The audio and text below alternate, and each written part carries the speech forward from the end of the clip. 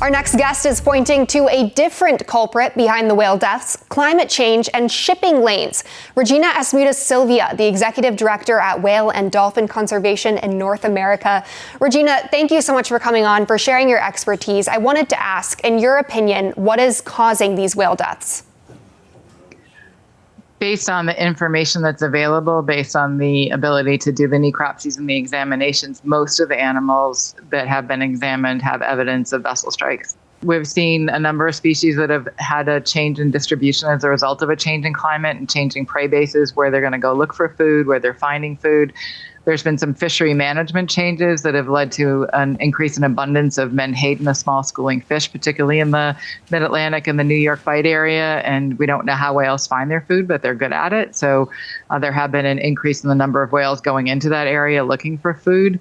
There is an increase in activity. It's not a place that we would have probably had management measures previously, because that area wasn't considered to be a high-use area for a lot of different whale species in the past. And so seeing more whale watching happening in that area regularly was another indication of the fact that whales are being sighted there on a more consistent basis. And more whales in an area, particularly in a place that has a lot of boat traffic, is unfortunately going to lead to issues where you're going to have vessel strikes.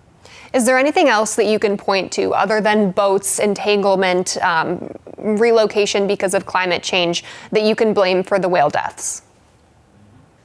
I mean, I think that it's really important for people to understand that it's not really super simple to always know why a whale died. These animals are warm-blooded animals. They are encased in a thick blubber layer. They start to decompose the second they die, and they're not dying on the beach. They're dying somewhere at sea, starting to decompose before the currents bring them up onto the beach.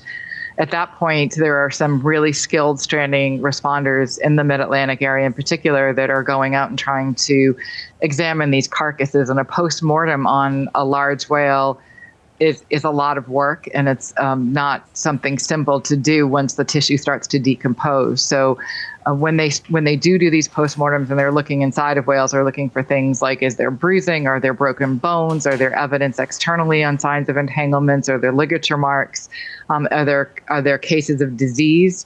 They're looking at organs if they're intact enough to be able to examine them, doing histology, trying to figure out if there's parasite loads.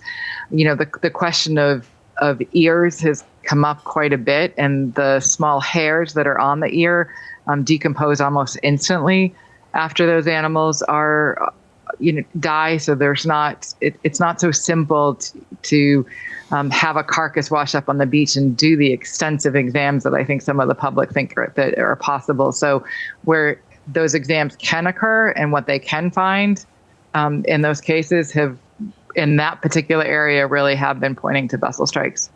Obviously, a lot goes into this, but we do appreciate you coming on and sharing your expertise. Regina Asmudas-Silvia, thank you. Thanks for having me.